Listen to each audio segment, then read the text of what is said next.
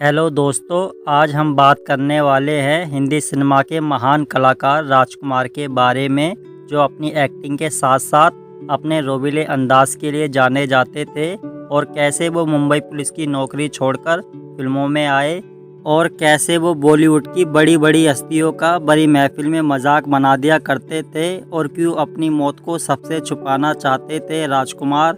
तो चलिए जानते हैं बॉलीवुड के दमदार एक्टर राजकुमार की ज़िंदगी से जुड़ी कुछ दिलचस्प बातें। राजकुमार का जन्म 8 अक्टूबर 1926 को पाकिस्तान के कश्मीरी पंडित के परिवार में हुआ था। उनका असली नाम कुलभूषण पंडित था। राजकुमार बंटवारे के बाद परिवार के साथ हिंदुस्तान आ गए और 1940 में मुंबई आकर पुलिस की नौकरी ज्वाइन कर ली। राजकुमार मुंबई के जिस थाने में काम करते थे, वहाँ अक्सर फिल्म इंडस्ट्री से जुड़े लोगों का आना जाना लगा रहता था। एक दिन एक डायरेक्टर ने उनके खास अंदाज को देखते हुए उन्हें फिल्मों में आने की पेशकश की, लेकिन राजकुमार ने उनकी बात पर ज़्यादा ध्यान नहीं दिया। पर जब यही बात उनसे फिल्म इंडस्ट्री से जुड़े कई और लोगों ने कही तो उन्होंने उन लोगों की बात पर गौर किया और एक दिन अपने जीवन का अहम फैसला लेते हुए नौकरी से इस्तीफ़ा देकर वो फिल्मों में करियर बनाने निकल पड़े। राजकुमार ने 1952 की फिल्म रंगीली से अपने एक्टिंग करियर की शुरुआत की थी। फिल्म को ज़्यादा सफलता नहीं मिली और यहीं से राजकुमार का फिल्मी संघर्ष शुरू हो गया। अब राजकुमार को अपने आप को फिल्म इंडस्ट्री में बनाए रखने के लिए जो भी रोल मिलते थे वो कर लेते थे। साल 1957 तक उन्होंने अनमोल, सहारा, अफसर, घमंड, नीलमंडी जैसी कई फिल्मों में काम किया, लेकिन उन्हें वो सफलता नहीं मिली। अगर 1957 में महबूब खान की फिल्म मदर इंडिया में उन्हें एक छोटा सा रोल ऑफर हुआ और उन्होंने वो रोल पूरी ईमानदारी से निभाया। फिल्म सुपरहिट साबित हुई और फिल्म में मेल लीड रोल में एक्ट्रेस नरगिस के होने के बावजूद भी राजकुमार ने अपने शानदार एक्टिंग से खूब तारीफें बटोरी। मदर इंडिया की सफलता के बाद 60 और 70 के दशक में राजकुमार ने दिल अपना प्रीत पराई, घराना, गोदान, दिल एक मंदिर, दूज का चांद, काजल और वक्त जैसी कई शानदार फिल्मों में अपनी एक्टिंग का जादू बिखेरा और वो कभी भी अपने फिल्मी करियर में किसी खास इमेज में नहीं बंधे। इसलिए उन्होंने हमराज, नीलकमल, हीर रांझा और पाकीज़ा जैसी फिल्मों में एक दीवाने प्रेमी की भूमिका निभाई, जिसे ऑडियंस ने खूब पसंद किया। फिल्में हिट हों या फ्लॉप, हर फिल्म के बाद राजकुमार अपनी फीस बढ़ा देते थे। एक इंटरव्यू के दौरान उन्होंने बताया था कि वो हर किरदार को ईमानदारी से निभाते हैं, इसलिए वो कभी नहीं सोचते कि वो फेल हो गए हैं, और उनका कहना था फिल्में फ्लॉप हो सकती हैं, वो नहीं। राजकुमार ने फिल्मों के लिए अपना असली नाम बदल लिया था, लेकिन वो राजकुमार नाम से कम और जानी नाम से ज़्यादा जाने लगे। राजकुमार के करीबी लोग तक उन्हें जानी नाम से ही पुकारते थे। एक बार हवाई सफ़र के दौरान राजकुमार को एयर होस्टेस जेनिफर से प्यार हो गया था। जेनिफर एंग्लो इंडियन लड़की थी। बाद में इन दोनों ने शादी कर ली थी। शादी करने के बाद जेनिफर ने अपना नाम गायत्री राजकुमार रख लिया। इन दोनों के 3 बच्चे हुए। बड़े बेटे पुरु राजकुमार, बेटी वास्तविकता और छोटे बेटे पन्नी राजकुमार। राजकुमार की एक्टिंग और डायलॉग ऑडियंस के जहन में आज तक जिंदा हैं। उनके डायलॉग इस तरह फेमस हुए कि उन्हें लोग आज भी बोलना पसंद करते हैं। उन्हीं में से कुछ फेमस डायलॉग ये हैं: बिंजॉय सेठ, जिनके घर शीशे के हों वो दूसरों के घरों पर पत्ता नहीं फेंका करते। जानी, हम तुम्हें मारेंगे और ज़रूर मारेंगे, लेकिन वो बंदूक भी हमारी होगी, गोली भी हमारी होगी और वक्त भी हमारा होगा। हम आंखों से सुरमा नहीं चुराते, आंखें ही चुरा लेते हैं। न तलवार की धार से, न गोलियों की बौछार से, बंदा डरता है तो सिर्फ परवरदिगार से। राजकुमार अपने बेबाक अंदाज के लिए जाने जाते थे और वो बहुत मुंहफट थे। उन्हें जिसे जो कहना होता था वो बिना डरे कह देते थे, और इस आदत की वजह से वो बॉलीवुड की कई बड़ी हस्तियों का मजाक भी बना चुके थे।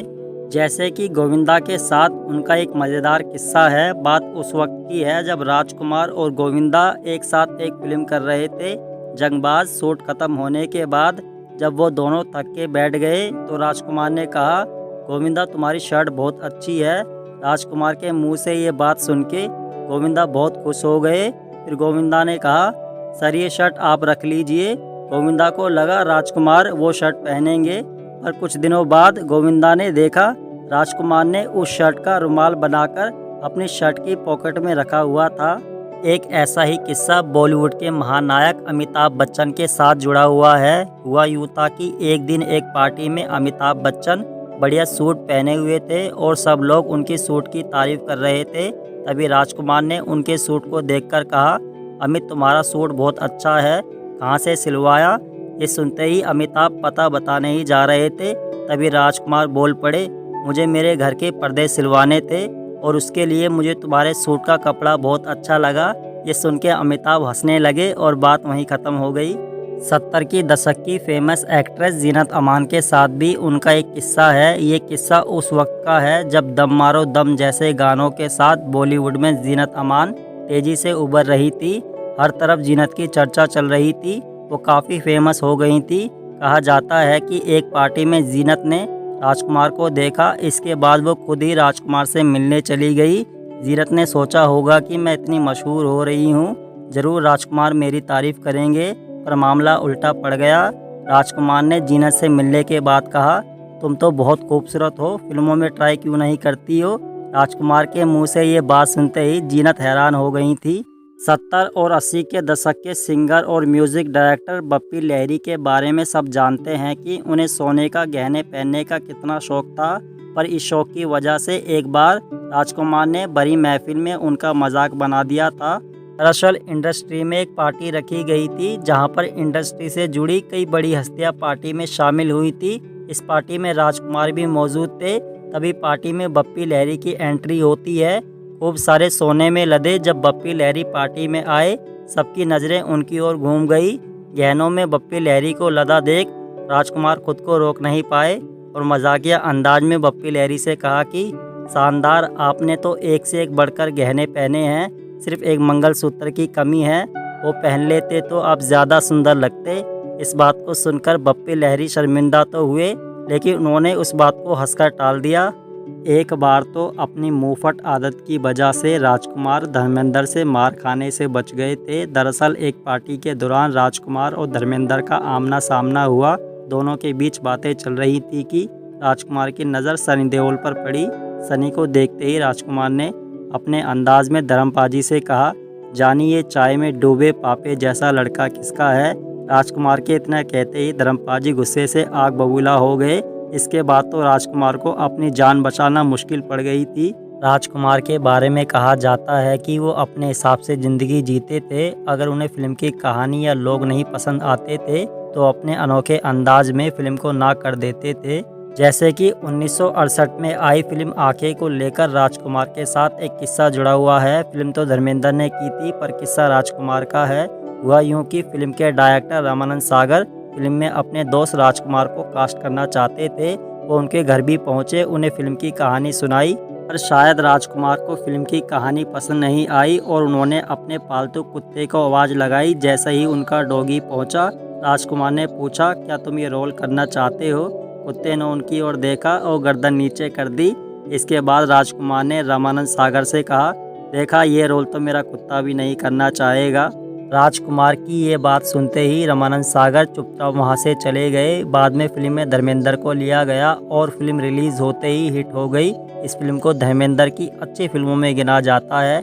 इसके बाद रामानंद सागर ने कभी भी राजकुमार के साथ काम नहीं किया।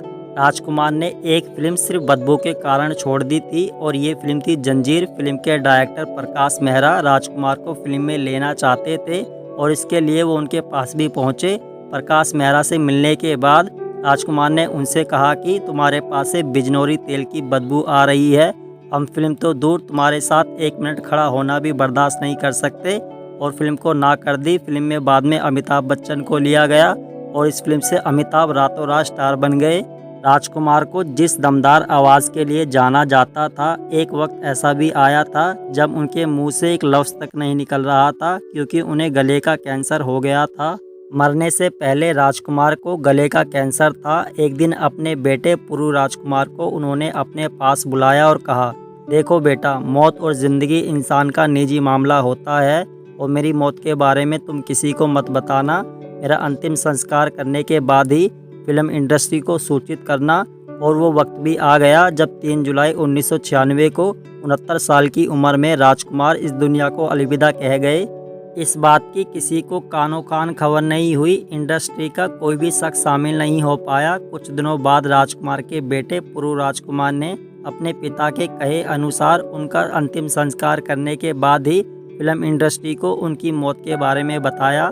पुरु राजकुमार ने मीडिया से बातचीत के दौरान बताया था कि उनके पिता को गले का कैंसर था और वो पिछले 2 साल से इस बीमारी से जूझ रहे थे, लेकिन वो नहीं चाहते थे कि उनके फैंस को पता चले कि वो बीमार हैं। शायद ताउम्र अपनी ज़िंदगी अपने शर्तों पर जीने वाले राजकुमार ने ज़िंदगी के आखिरी पल कैसे जीने हैं ये उन्होंने खुद तय कर लिया था। देखा दोस्तों, ऐसे थे राजकुमार। आपको राजकुमार का कौन सा किस्सा, मूवी या डायलॉग पसंद है, कमेंट करके ज़रूर बताएं। और वीडियो अच्छी लगी हो तो लाइक कर देना और ऐसे ही मज़ेदार वीडियो के लिए चैनल को सब्सक्राइब कर देना। धन्यवाद।